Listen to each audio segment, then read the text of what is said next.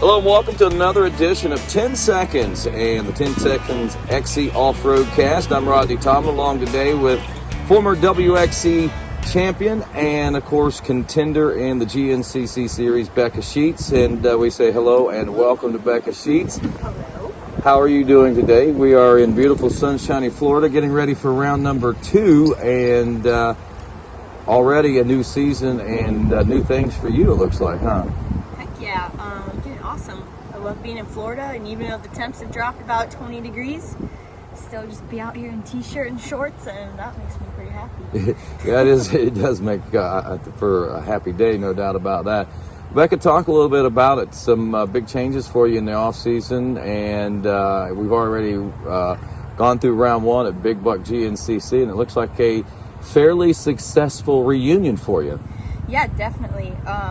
So after last season was over, we went to 6 days, obviously, with KTM, and I had no plans to change gears or directions. You know, I was just kind of going to stay the same course, and we just kind of had this feeling once the season was done and once 6 days was done, and I just was like, you know what, I want to ride Yamaha and see if I like this bike. And so I was able to get a hold of one to test, and my suspension guy JDP set it up for me, and I just tested it and spent some time on the bike, and I just really enjoyed it. And I just felt it was a super tough decision to make because KTM has done so much for me, and they were just a great support for the last 3 years, and so that was really hard to leave behind. But I just felt like it was time for a change, and so I was like, let's just do it. And so we got some support from Yamaha, and we got bikes, and we just put the band back together, as I like to say. I've got JDP, my suspension guy, who did my stuff back on Yamahas, and I just loved it. So we brought him back on board, and obviously Johnny and Tyler are with me always. So we've got a really good team together, and I'm just loving the new bike. I'm on the YZ250F. I was unaware of the changes they made to the Ep.6, or I might have tested that, but so we just stuck with the F, and it's been really good. Just trying to put as much time on it as I can, and just make the change back to switching brands is always hard, going from Austrian to back to Japanese bikes. So it's been really good. I just feel really comfortable and like home on this Yamaha, and I think everybody around me feels the same. So yeah, Big Buck went really well. I really didn't know what to expect. Obviously, I expect the best of myself, and I expect to win, but I wasn't sure how it was going to go, you know? So I just went in with an open mind, and I was going to do my best, and you know, I had a plan for that race, and that plan worked, and I rode really well. The bike was working really well, and Taylor's riding really good. All the girls are riding really good this year. We've got a really good class, and I think that there's going to be some really awesome racing throughout the whole season, and I'm excited to see it play out. I can understand. I mean, this is the height of it all. I mean, you guys have got a class sponsor now, whole shot sponsor. The class is exceeding, I think, all the expectations and hopes that anybody had for it. The numbers that we're seeing in women's racing right now is unbelievable, both on four-wheel and two-wheel side of things. I mean, it used to be just like a women's class. Now it's a WXC class and a women's class and a women's 25-plus class, or you know, a women's novice class. I mean, there's just so much out there. Yep. When I first did GNCC, it's back in 2011, I only did 4 of them, but it was just, there was 2 women's classes at that time, but it was not considered, you know, pro, like we considered it pro, but nobody else really did. So just to see the way that it's developed in the last 8 years that I've been racing this class is really awesome, and even the numbers in the amateur girls classes are huge, and I think the girls are seeing the elite level of us on the front line, and I really hope that they're wanting to be kind of where we are, and I hope they keep helping us grow the sport and stay in it. Like, I know it's tough for a woman, it's tough for us to make money, to make a living at this, to do it at this level, and to be, you know, to just be able to put in the work and also have, like, you know, your home life. It's just so much different being a girl. Like, I could go on and on about it, but we'll do that. I mean, okay. Yeah, I mean, that's the kind of thing that we want to know. I mean, because, I mean, we know you as a racer, but I mean, you have a lot more of a life than just racing, right? Yeah, for sure. Like, as a female in this sport, you obviously, you know, you are in relationships. I have Tyler. He is my fiance now, and we live together and we have a life together, but we also have a racing life together. And as a woman, you know, at home, like, I do the cooking and the cleaning, you know, the housework. It's just what women do. And, you know, Tyler does the guy stuff, and all at the same time, I try to find time for training and practice and all that. And with, you know, when guys get married and stuff, their wife can make them lunch, clean their house, do whatever they need to do. So the guys just kind of have to, like, ride and train and hang out and maybe help watch a baby if there is one. So in a way, for guys, it's easier to have a life outside of racing, just because I don't even know how to. No, I mean that perfectly explains it. I mean, because I mean, even though, I mean, without trying to sound sexist or chauvinistic or anything, I mean, and you've said it. I mean, there are certain things that people take on in relationships, whether it be gender. You know, some guys enjoy housework and the lady likes to work outside. So you know, I mean, it's a shared responsibility, and I get exactly what you're talking about. And you know, we know you as somebody that races, but you know, I mean, like you said, you got two separate lives. So it's not like you and Tyler sit around all the time and all you do is talk about training and nutrition and where you're going to, you know, where you're going to ride next. I mean, there's a little more to it than that, huh? Yeah, for sure. We talk about, you know, our future and just plans for the house. Like, there's always things going on at home, and obviously family is one of those things, and it's awesome to have like both Tyler's family and my family both support me and Tyler in everything that we do. So that's really cool. But yeah, it can just get tough. Like in 2016, I was working full time, and I was training full time and riding full time, and it was crazy. I seriously do not know how I managed, because now, like, I do all the same things, but I don't have that full-time job. So it's just crazy to look back on what my life was in that year. Like, it was just madness. I would take my bike with me to work, and I would go ride right after work, or I would go train right after work. Like, it was just one or the other. You never really had time for both, so you just kind of had to take what you got with it. But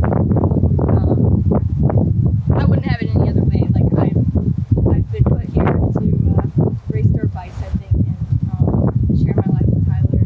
And he's so awesome and so supportive. Like, we really just make it work, and I'm super fortunate to have that in my life. And you know, for the girls that are out there that want to keep doing it and want to get on the level, like, just keep working for it. And the way that things happen, like, everything happens for a reason, I believe in.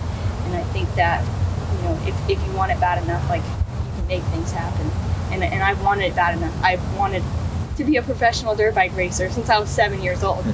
And there was times in my life where I thought, no way, like, it's not going to happen. I'm never going to be a person that just gets to ride and train and have a dirt bike life. Like, so it's just crazy to see how it panned out. I've gone through, like, injuries after injuries when I was like 18, like through high school and stuff, and it just didn't. I was like, I'm gonna go to college, I'm gonna get married, my life's gonna be like, you know, average Joe or average Jane, but I made changes, and I just really wanted things to play out. So it's cool to be where I am. I don't look back on it too often, because it's like kind of just live in the moment, but to see how far I've come since I was in 3rd grade, when your teacher asks you, what do you want to be when you grow up, and you say a professional dirt bike rider, it's like, here I am. So that could explain probably a lot of the emotion that we see out of you on the podium, because I mean, hands down, I mean, we see you cry when you win, we see you cry when you lose. You know, I mean, it's funny. I mean, you know, we chuckle about it and everything, but that really shows the passion, I think, that you have. Yeah, I have a lot of passion for this sport. I've been around it my whole entire life, and I hate to say that it comes easy for other people and say that it doesn't come easy for me, because nothing comes easy for everybody has to put in the work, but I put in so much work. It's so much effort, and so when I win and it comes together, it's amazing. And when I lose, like obviously you just want to win. So like when you lose, it sucks, but you kind of just have to go back and regroup and figure out what you can do to keep improving. And that's something that's taken me a long time to like learn. Like I've been told that my whole life, but I've been working a lot lately in the last couple of years just on like mental strength and all of that stuff, and it's really helped me out, and I think it's awesome. The game has changed in the sport of women's racing too. Like we say, there's a big influx of people coming in, women's riders, in the off-road through the amateur classes. But we also saw, especially with the dwindling away of the WMX, we've seen a few of those girls come over. JP, Jessica Patterson, Ray, she started a few years ago. I think she kind of set the stage up for a lot of folks, but we've seen a few, Mackenzie Tricker come over, and a few other ladies, right? We see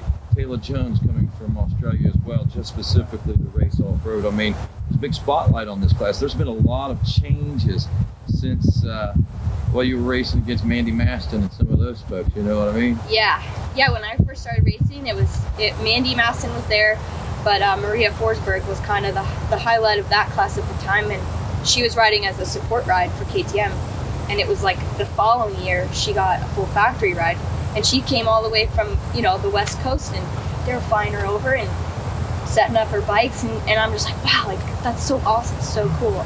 And at that time I was just a beginner in the woods, and I was still smashing into trees, and like I had no idea, and it took me quite a long time to get the flow of things, but having seen Maria set the stage kind of was awesome. I remember when she got her first overall podium, it was a huge deal, and from there we had Casey come over from the West Coast, and you're just like, oh my gosh, more West Coast people, like come on. So it was cool because it was just more competition, and like from there, like you said, it's just grown and grown, and it's really cool. Like it's crazy to think that somebody from Australia and Rachel Archer from New Zealand would want to spend all their time and money to come here, like leave their lives home and come over here just to race this class. Like it's just cool, and it shows how big the sport really is. And I think there's a lot of younger girls also that are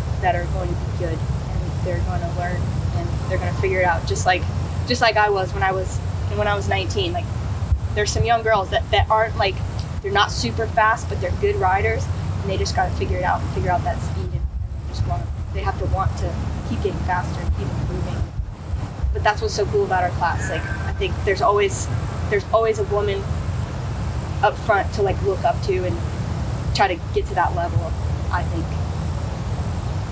Well, we'll find out a little bit more about Miss Becca Sheets when 10 seconds return. Stick around.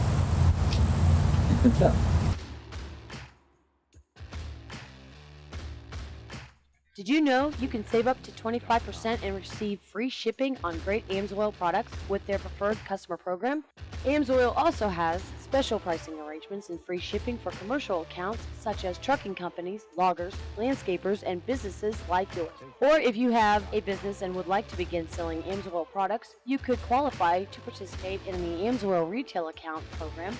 You could become an independent AMSOIL dealer and build and grow your own profitable businesses. For more information, call John Coffey, your full-service AMSOIL dealer, at 877-694-4763 and leave him a message.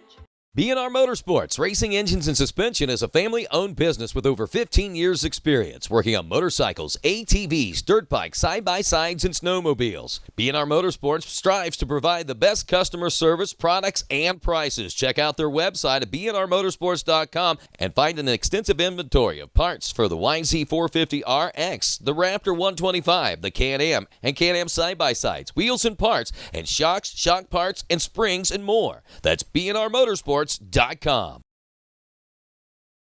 you ready for snowshoe this weekend, Brandon? Oh, yeah. Are you? That's cool. Stop, Billy. It's supposed to be pretty nasty this weekend up on Snowshoe Mountain. Stop it, Billy. My pretty pup. Put the brakes on. DP brakes. Good enough to stop my ATV, his ATV, and hell, it'll even stop a Billy. Welcome back to 10 Seconds, the XC Off-Road Cast. Rodney Tomlin again here with you with Becca Sheets, WXC star, former champion of the class from 2016, back on the Yamaha, back in the old Blue Crew. And of course, this young lady has a rather storied past, and we've talked a little bit about the passion that you had, Becca. And when you talk about third grade, just set the stage. I mean, you come from Circleville, Ohio, just a small city in central Ohio. Round town, as we know it from around southern Ohio, and and everybody where you guys are from, obviously. And I mean, it's a rather historic city. The biggest thing that I know that's ever come out of Circleville has been a 1,500 or 1,600 pound pumpkin. You know what I mean? Yeah, It's the world famous Circleville Pumpkin Show. Yeah. Well, I actually grew up in Cincinnati, Ohio. Oh, really? In the suburbs, yeah. And we moved up to Columbus when I was in high school, like my sophomore year of high school. But I just ended up in Circleville. I dated a guy who lived in Circleville in my high school days, and somehow I ended up back there. But I just love that town. But I always grew up in the suburbs in a neighborhood, so we never really had a big piece of property. Even more interesting. Yeah, I can remember like riding my PW50 in the backyard, but once you get past that, your neighbors get mad, and there's no yard big enough to ride a 65. So like, my dad would take me practicing once or twice a week, and if it was twice, like that was a big deal, because I was always playing softball or soccer or something like that. So it was just kind of always fit the dirt bike in between the other sports, and ride when you can and race when you can. And eventually I had to quit all my other sports because racing just kind of took over, and I just had to put my focus on one spot. But I loved playing other sports. that was awesome. But so anyway, even when we moved up to Columbus, Ohio, we were in the suburbs again, and I've just always loved being out in the country, just going to friends' houses who had big pieces of property. Like, that's just always been my jam. So I just love Circleville. I love the country vibe of it, and Tyler and I have a really awesome place just outside of the town, and we don't have a big piece of property yet, but it's really cool because you can kind of just do what you want out there and just drive the country roads and have a place to ride, like pretty close by. And there is a lot of off-road activity around there. I mean, I know down in southern Ohio, you've got a couple of different pieces of property that you ride down in Wellston, I think. Yep. I've been riding down in Wellston a couple times, and Sugar Grove is kind of my main spot that I go ride, which is about 20 minutes away. But all like southeastern Ohio is really big in the off-road scene. They've got the Wexer series and the OXCR series, and it's pretty close down to West Virginia and all that. So there's a lot of people that come in to race in southern Ohio, and it's just good. You said you've always been involved. Was your father into the racing? Your mom into racing? My dad rode always since he was a kid, him and his brothers, and he never raced professionally or anything, but he raced, like whenever he could. And moto guy or off-road? Motocross. But he would go ride off-road, like they would go, Mom would say, oh, your dad's going on ride today with his buddies, and I'm like, I want to go, but I was like little, so they were going out to ride trails down in Kentucky or like wherever they went. But he rode motocross up until I started racing, and kind of like within the first year. But he ended up stopping once I started because, like I said, he had to put his focus into me. So I was fortunate to have that. And hello, hi, and yeah. So there's like pictures of my dad holding me at Kenworthy's Pro National as a newborn baby. Like, I've just been around it forever, and he tried to get me to race when I was really young, and like he'd take me for rides. I remember like holding onto the bar pad of his like CR250 or 2-stroke, and he would like pop wheelies down the drag strip at this motocross track, and I would just be like holding on for dear life, so scared, but I loved it. And I would just cry kind of when he put me on my old bike, like no, and no, not you cry. and, so So like I was 7 when I started, and I obviously was 6 when I made the decision. I told my dad, I said, I think I want a dirt bike, and he's like, okay. So sure enough, he showed up, picked me up from school with one on the back of the trailer. He like parked next to somebody, so I couldn't see it on the trailer when he picked me up from school. And we like walking out in the parking lot. I was like, what? And I had like some boots somebody gave him for me, and like some hand-me-down gear, and like we just went down to it was called New Vienna at the time, and that's where we rode. That's the first place I ever put in some laps. My older sister was ripping around on a PW90, and my dad was like towing me around with a strap, you know, so I wouldn't like in it. And I was just like, I want to ride like listen to this riding. So I rode. He took it off, and I just rode around, and like the rest is history. I just loved it. Got bit then, and Yeah. wow, that's pretty wild. So what brought you to GNCC? So like I said, back in high school, I was racing motocross. Like I did Loretta's Amateur Nationals growing up, and I started doing that on 65s, and I did a couple years on the 85s, and then in 2008 I was at an area qualifier, and I broke my back, and we were over in Illinois, and it was like I broke T4 through T9, so I had a compression fracture from the 6th vertebrae in my back, so I had to have emergency surgery. I was in the hospital for like a week, and you know, that was like a big scare, I think, for both my parents, but they never were like, you can't ride again. I just cried because I couldn't ride in the moment, but I was almost 15 at that time, so just starting my freshman year of high school, and after that I healed, and I did Loretta's one last time in 2009. I was like, okay, here we go, like on big bikes now.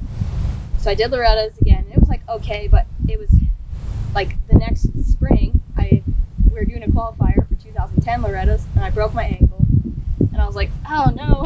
So I go riding again, and then the next fall I tore my ACL, and like it was just time and time all through high school. I just couldn't catch a break, and I was sick of getting hurt. I'm like, this is not fun. Dirt bikes are not, like, I love dirt bikes, but I don't know if I want to be racing motocross. And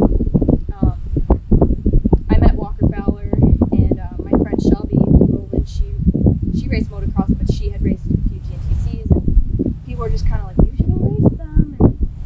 And actually my best friend's dad told me one time, he's like, you should really go race a GNCC. He's like, that Mandy Matson, she's got like factory ride. He's like, you could really get support going over there to do that. And I'm like, like I blew it off for a couple years until I finally did one. And so I went to do one. It was with John Penton, and I've told this story a bunch, but it was hot. And I was always scared to do a GNCC because I thought there was like crazy hill climbs and like just super challenging stuff out on the track. So I was like scared because I've ridden trails, but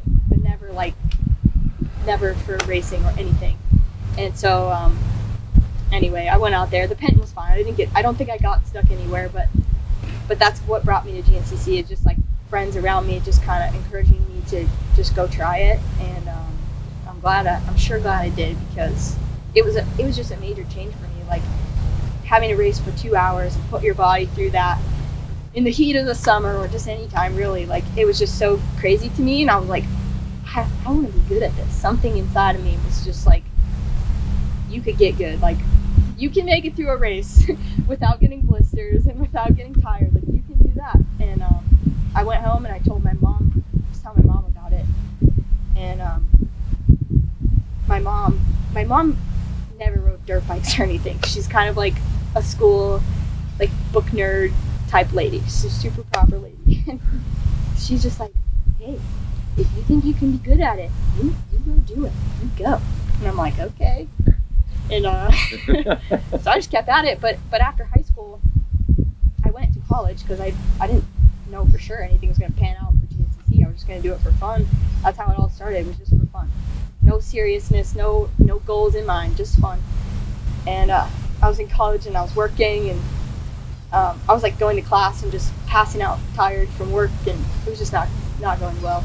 And I told my mom, I was like, Mom, I don't think I'm gonna go like to class next semester. And she's like, if you quit college now, like, you might never go back. And I'm like, I'll go back, Mom, I promise. And but anyway, long story short, I never went back to college. I might someday, because I Right. definitely think it's a good place to go, like just get a degree in something that you're passionate about. But it's just on hold for now, so I can live out this dream that has brought me here. It's been a good one, that's for sure. You won a championship in 2016. I mean, that was pretty impressive. I mean, the height of it all, I guess. Well, not maybe not. No, I mean, not yet. as great as it was so far. So far, yeah. But even that, I mean, maybe not even that. It might be one of the highlights. But I mean, there's been a lot that's even happened since then, I think. Yeah, for sure. 16 was just a huge accomplishment, because I'd spent about 3 years chasing down Casey.